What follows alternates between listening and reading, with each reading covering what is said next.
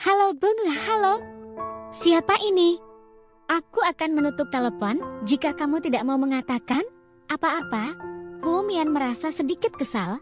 Mungkin mereka menekan nomor yang salah. Saat dia akan menutup telepon, dia mendengar suara yang tidak asing lagi. Mengapa kamu menghindariku? Suara itu berbicara melalui telepon. Kincu. Wu Mian menjawab. Suaranya bergetar. Mengapa kamu menghindariku? Kincu mengulangi pertanyaan yang tidak ingin dia jawab dari ujung telepon. Kincu, bisakah kau hentikan omong kosong ini? Kita sudah putus 7 tahun yang lalu. Aku ada di bawah. Kincu menyela, segera menutup telepon sebelum dia bisa menjawab. Bagaimana dia bisa tahu alamat saya? Apakah si mulut besar itu? Zhu Lingling mengoceh lagi. Huo Mian berpikir, memikirkan kembali kejadian di kamar kecil. Huo Mian benar-benar tidak ingin turun ke bawah. Dia tidak berniat menemuinya. Tetapi jika saya tidak turun ke bawah, apakah dia akan terus menunggu? Apakah dia akan bertemu Ning Xiyuan ketika Xiyuan kembali ke rumah? Huo Mian membungkus dirinya dengan jaket saat skenario yang mungkin terjadi di kepalanya. Setelah beberapa saat ragu-ragu, dia dengan berat hati turun ke bawah. Benar saja, Kincu berada di lantai bawah dengan punggung menghadap ke Audi R8 berwarna perak, memegang sebatang rokok yang menyala di antara jari-jarinya. Kincu, apa yang kamu inginkan? Huo Mian berjalan ke arah pria itu, memelototinya, mengangkat kepalanya. Kincu dengan intens menatap Huo Mian. Itu adalah mata sialan itu lagi, jenis mata yang membuatnya merasa seolah-olah dia adalah satu-satunya gadis yang bisa dia lihat. Seolah-olah dia masih menyayanginya seperti dulu. Mian, kau masih sama seperti dulu. Kamu tidak berubah sedikit pun.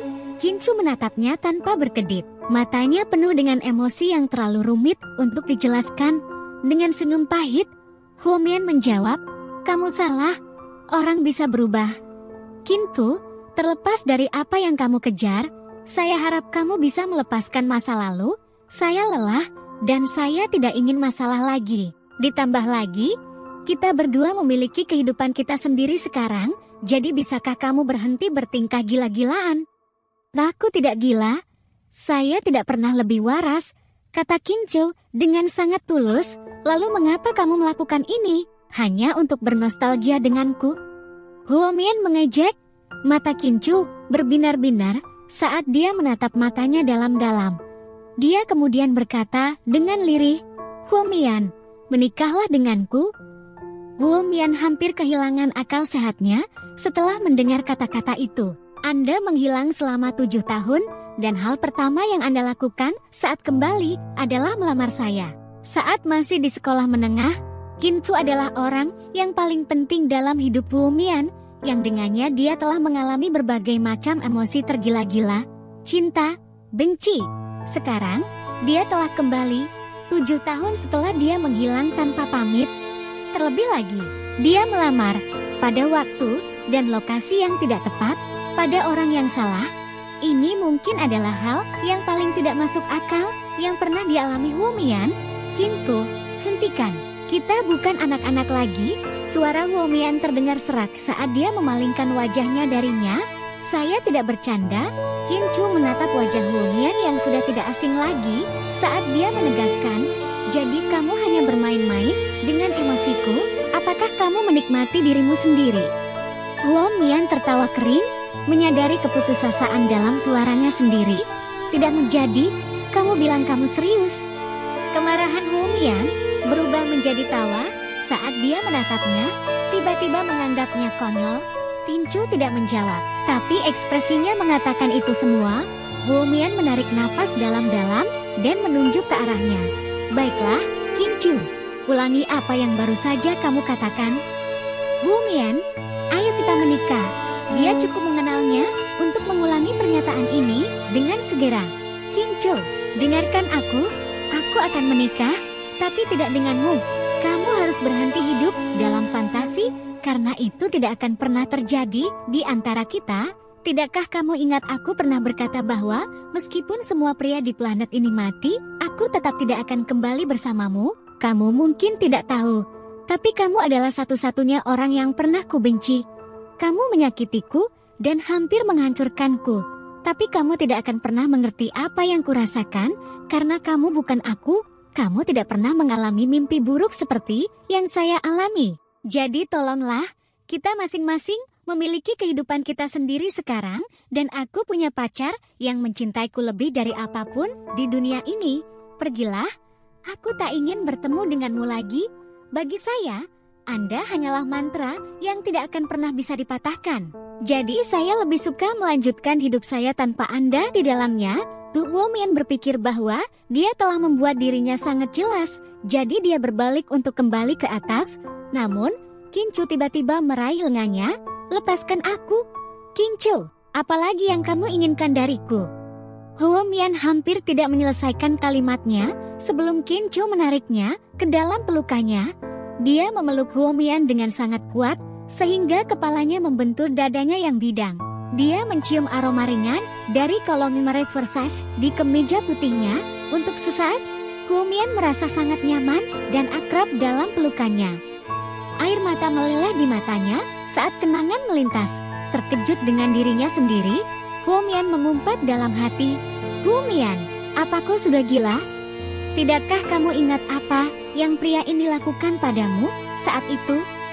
Dia adalah iblis, jadi mengapa kamu membuang-buang waktu untuk berbicara dengannya? Kamu akan menikah dengan Ning Xiuan sekarang."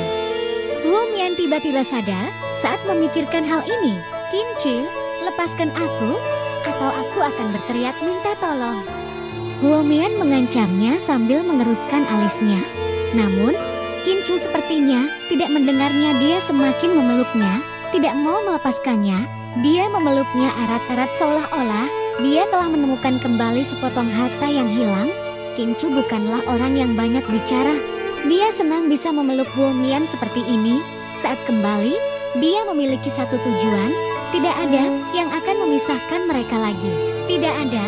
Saat itu, Huomian mendengar suara yang tidak asing di belakangnya. "Apa yang sedang kamu lakukan?" Terkejut, Huomian berbalik. Berdiri tidak jauh di belakang mereka adalah pacarnya, Ning Xiuan. Dia sepertinya baru saja pulang dari shift malamnya. Di tangannya ada makanan ringan favorit Huomian, jagung bakar, dan iskola. Pikiran Huomian akhirnya kembali fokus. Sambil mendorong Kincu menjauh, dia segera menjelaskan, "Xiuan, itu tidak seperti yang terlihat. Tolong jangan salah paham, biar saya jelaskan." "Oke. Baiklah. Saya mendengarkan. Jelaskan." Manehnya tenang. Ning Xiuan melirik kembali ke Huomian. Kemudian, tatapannya beralih ke arah Kincu yang berdiri di belakang Huomian. Matanya dipenuhi dengan permusuhan. Ning Xiuan mengenal Huomian dengan sangat baik dan tidak berpikir bahwa dia adalah tipe orang yang suka main-main di belakangnya. Huomian bahkan hampir tidak pernah menggunakan WeChat-nya, dan jadwal hariannya adalah garis lebah antara rumah dan kantor. Dia adalah seorang wanita yang jujur, dan oleh karena itu, dia percaya bahwa pasti ada alasan di balik adegan yang baru saja dia saksikan. Sebelum Huomian mengambil keputusan tentang bagaimana dia harus menjelaskan situasinya kepada Ning Xiuan, Kincu tiba-tiba membuka mulutnya dan berkata, "Huomian, milikku." Mendengar ini, Huomian merasa kepalanya akan meledak. Dia tidak pernah berpikir bahwa sesuatu yang klise seperti ini akan terjadi padanya. Dia tiba-tiba merasa ini semacam lelucon kosmik yang sakit. Setelah mendengar pernyataan ini, kelembutan yang familiar menghilang dari mata Ning Xiuan dan digantikan oleh rasa dingin yang sedingin es.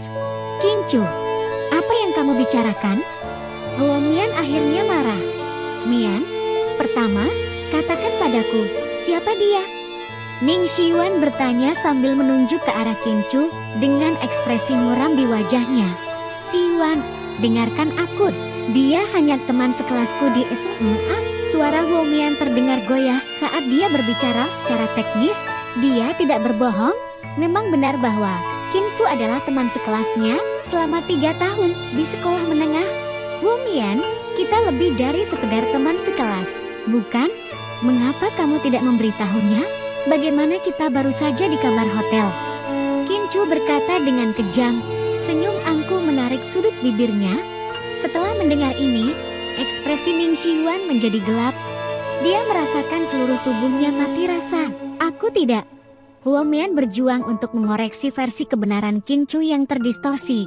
Huo Mian, jangan berbohong. Kamu tidak bisa berbohong tentang hal ini ketika aroma saya masih ada di bibirmu. Qin Chu mengulurkan tangan dan menyapukan telunjuknya ke bibir Huo Mian dengan gerakan yang sangat dapat provokatif.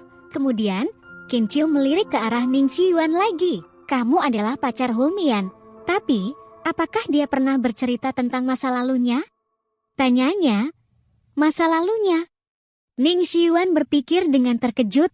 Memang benar, Huo Mian tidak pernah sekalipun menceritakan masa lalunya kepadanya. Selain masih berteman dekat dengan Su Lingling, Huo Mian tidak pernah menghadiri acara reuni, dan dia juga tidak pernah menanyakannya. Apa? Kamu tidak tahu? Bukankah dia pernah mengatakan bahwa 7 tahun yang lalu, ada seorang pria yang sangat dia cintai. Orang itu adalah aku, kata Qin Chu, mengucapkan setiap kata. Huo Mian merasakan luka lama di dadanya yang telah lama sembuh, kembali merobek dengan sangat lambat. Huo Mian, katakan padaku, apakah yang dia katakan itu benar? Suara Ning Xiyuan dingin, tidak lagi memiliki sedikit pun kehangatan.